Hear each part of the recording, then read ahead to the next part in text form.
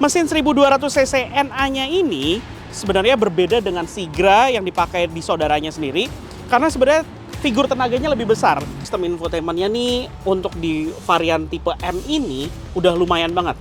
Dia punya layar touchscreen dengan ukuran yang besar dan dia dilengkapi dengan Android Auto dan juga Apple CarPlay.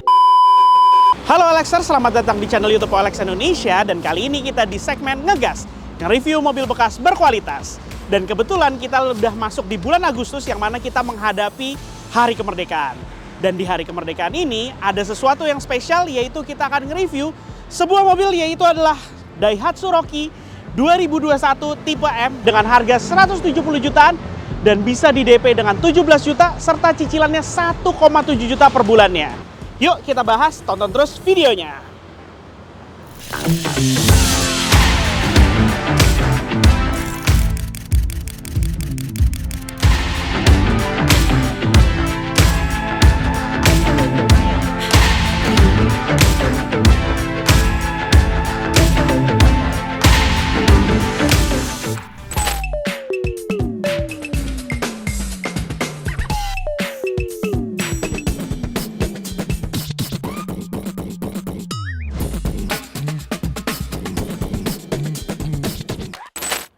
OLXers, jangan lewatkan promo Pawai Beruntung OLX Mobi dari tanggal 1 hingga 31 Agustus 2024 dan menangkan saldo digital hingga 1,5 juta rupiah.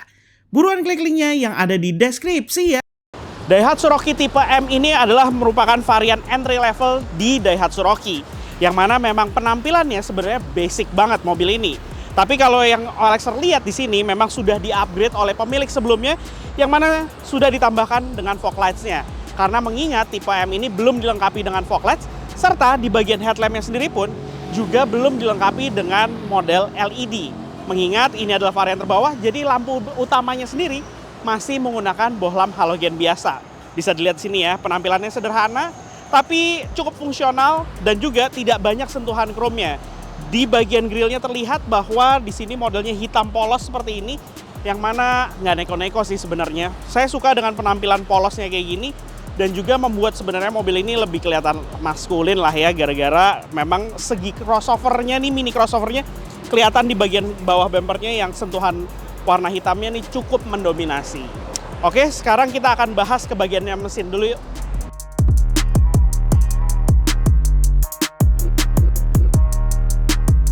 Untuk mesinnya, Daihatsu Rocky ini sebenarnya hadir dalam dua pilihan varian. Tapi untuk varian entry level ini, dia dilengkapi dengan mesin yang sebenarnya kapasitasnya lebih besar dibandingkan dengan varian tertingginya.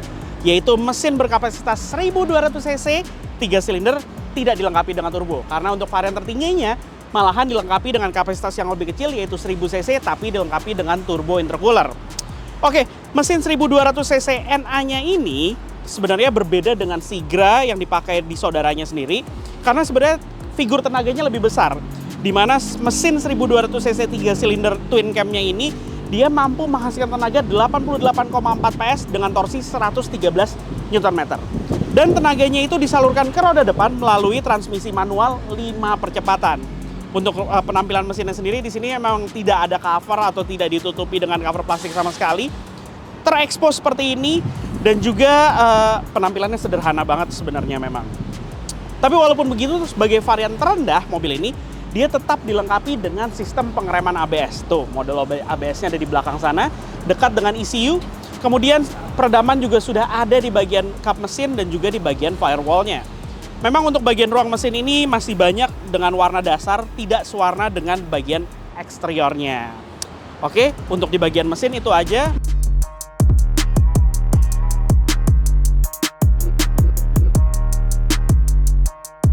Untuk di bagian samping, Rocky tipe M ini memang sebenarnya hadir dengan penampilan yang sangat sederhana. Kenapa sederhana? Mengingat mobil ini adalah sebagai entry level di Rocky, dia hadir tidak dengan velg alloy, bukan velg racing, tapi melainkan hadir dengan velg kaleng, yang mana untuk yang di samping kita ini sudah digantikan oleh pemilik sebelumnya menggunakan velg aftermarket. Tapi secara ukuran sama, yaitu menggunakan ukuran 205/65 ring 16 untuk bannya. Dan sistem pengeremannya sendiri pun hanya dilengkapi dengan disc brake pada bagian depan, tapi untuk di bagian belakang masih menggunakan tromol. Seperti di bagian ruang mesin tadi saya bilang, sistem pengeremannya pun juga sudah dilengkapi dengan ABS. Oke, di bagian samping mobil ini polos, tidak ada keyless entry, tapi anak kuncinya sudah dilengkapi dengan remote terintegrasi untuk membuka dan mengunci pintu menggunakan remote.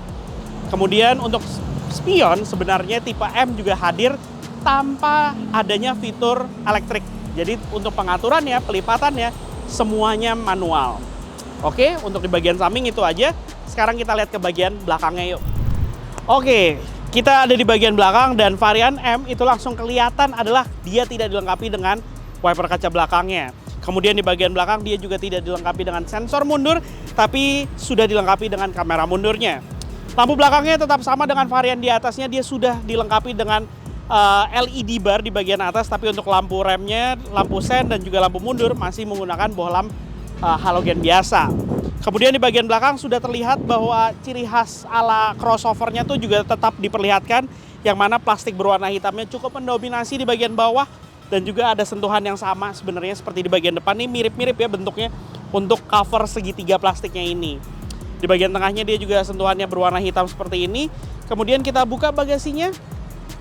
Oke, kapasitas bagasinya lumayan besar di sini, di mana di bagian pinggir-pinggirnya ini sebelah kanan ada tempat penyimpanan untuk toolkit yang ukurannya kecil dan juga ada lampu penerangannya. Dan ini juga besar dan bisa langsung diakses oleh penumpang di bagian belakang untuk ke bagian bagasinya. Dan ini bisa dijadikan 2 step, bisa posisinya di bawah seperti ini supaya kapasitas bagasinya sedikit lebih bertambah. Tapi kalau di bawah seperti ini dia akan ada gap, tapi kalau kita taruh di atas dia bisa langsung menjadi rata dengan lantai, dan ini pada saat jok baris keduanya kita lipat, dia seolah-olah menjadi rata dengan lantai bagasinya.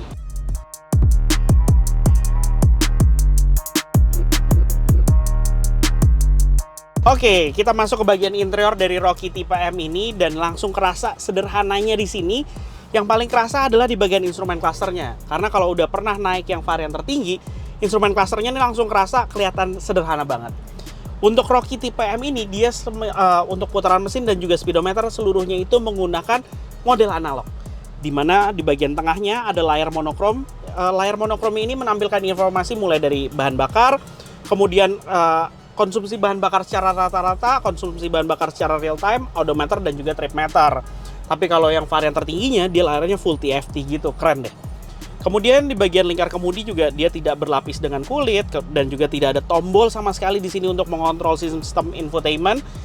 Tapi walaupun begitu, sistem infotainmentnya nih untuk di varian tipe M ini udah lumayan banget. Dia punya layar touchscreen dengan ukuran yang besar dan dia dilengkapi dengan Android Auto dan juga Apple CarPlay. Ini udah fitur yang oke banget karena berguna banget, apalagi kalau Anda juga menggunakan smartphone, pasti menggunakan fitur tersebut kalau di mobil. Jadi enak ngelihatnya tanpa harus buka handphone, lihat maps segala macam, setel lagu, semuanya bisa langsung dari sini nih, terintegrasi. Kemudian panel AC tetap digital, di sini hanya ada sedikit perbedaan dengan varian tertingginya, yaitu di bawah malah ada sentuhan silver, yang malahan menurut saya kelihatan lebih oke di sini karena ada sentuhan silvernya. Kemudian ada fitur Max Cool-nya juga, pengaturan ada layar di sini, semuanya terlihat jelas. Soket 12 volt di sini, model transmisi manualnya juga enak nih, berasa kayak short shift sih, enak deh. Oke, lingkar kemudi di sini pengaturannya hanya ada tilt saja, tidak ada teleskopiknya ya. Kemudian di bagian kanan tombol-tombol untuk pengontrol power window dan fitur auto hanya di bagian kaca pengemudi saja. Dan kebetulan mobil ini sudah sama pemilik sebelumnya ditambahkan dengan pengaturan electric power mirror dan juga pelipatan secara elektrik. Ini fitur tambahan dari pemilik sebelumnya ya. Joknya pun juga aslinya sebenarnya menggunakan jok bahan fabric, tapi untuk mobil ini sudah di-upgrade sama pemilik sebelumnya. Serta yang uniknya adalah pada saat Anda menyalakan lampu di sini, dia ada ambient lights kecil di bagian konsol tengahnya. Oke, kemudian mobil ini juga bagian audionya dia sudah dilengkapi dengan tweeter, jadi ada sistem split speaker untuk di bagian depannya. Di sini ada indikator, yang mana indikator di atas ini adalah menampilkan apabila penumpang di belakang belum menggunakan seatbelt. Jadi dia akan terus menyala kalau belum ada seatbelt yang dicolokkan ke colokan seatbeltnya. Oke, di bagian belakang ini adalah posisi pengemudi saya dengan postur saya 165 cm. Saya masih punya legroom yang sangat lega. Headroom yang juga sangat lega di sini. Kemudian di bagian belakang dilengkapi dengan headrest untuk 3 orang penumpang dewasa dan juga seat belt 3 titik untuk 3 orang penumpang dewasa. Tapi memang di bagian lantainya sendiri masih ada tunnel atau tonjolan yang mana sedikit mengganggu, apalagi untuk posisi kaki dari penumpang yang duduk di bagian tengah akan sedikit berebut posisinya dengan yang ada di bagian samping-sampingnya. Kemudian di bagian belakang ini posisi posisi sandarannya memang sedikit agak terasa tegak, tapi menurut saya masih acceptable lah posisinya di sini, dan sandarannya sendiri masih bisa diatur, ada pengaturan ketinggiannya juga nih di sini. Kemudian di bagian belakang ini memang dia tidak dilengkapi dengan armrest ataupun cup holder. Di bagian belakang ini terlihat sederhana sekali di sini, nggak ada pernak-pernik macam-macam. Door trimnya pun juga sama persis, kualitas materialnya sama dengan yang di bagian depannya. Oke Lexers, itu aja nge-reviewnya kali ini, dan sekarang kita akan bahas apa aja sih yang harus diperhatikan saat ingin membeli Daihatsu Rocky seperti ini. Hal pertama yang harus Anda perhatikan adalah periksa rangka seluruh bagian mobil, apalagi di bagian depan. Mengingat sebenarnya Daihatsu Rocky, apalagi untuk versi yang bermesin turbo 1000 cc-nya, itu adalah sebuah mesin yang cukup bertenaga untuk di mobil dengan dimensi seperti ini. Kemudian hal yang kedua adalah lakukan juga test drive, cek bagaimana kaki-kaki di bagian depannya. Kenapa? Karena mengingat mobil ini adalah mobil berpenggerak roda depan, yang umumnya memang mobil berpenggerak roda depan itu lebih lemah kaki-kakinya, dikarenakan memang apalagi mobil dengan ground clearance setinggi ini umumnya digunakan melewati jalan-jalan berkontur buruk secara lebih cuek ya dibandingkan dengan mobil-mobil yang sedan yang mana ground clearance-nya lebih rendah. Oke, selesai juga akhirnya kita nge-review Daihatsu Rocky tipe M 2021 ini. Mobil ini seperti saya bilang tadi pada saat awal video ini, bisa jadi inspirasi bagi Lexers yang nyari mobil dengan budget 170 jutaan dan bisa di DP dengan 17 juta dan cicilannya sampai 1,7 jutaan. Mengingat kita lagi menghadapi hari kemerdekaan. Nah, untuk tahu lebih detailnya tentang mobil ini bisa klik link yang ada di kolom deskripsi, karena di situ dijelaskan bagaimana tentang mobil ini dan juga berapa harganya, gimana skema cicilannya, ada di situ semua. Oke Lexers, itu aja review kita kali ini mengenai Daihatsu Rocky tipe M 2021 ini. Jangan lupa like videonya serta subscribe ke channel OLX Indonesia, dan juga tulis di kolom komen kalau ada mobil yang pengen OLXers bahas di segmen ngegas kita. Oke OLXers, jangan lupa share video ini ke seluruh sosial media Anda. Terima kasih telah menonton video ini. Dadah!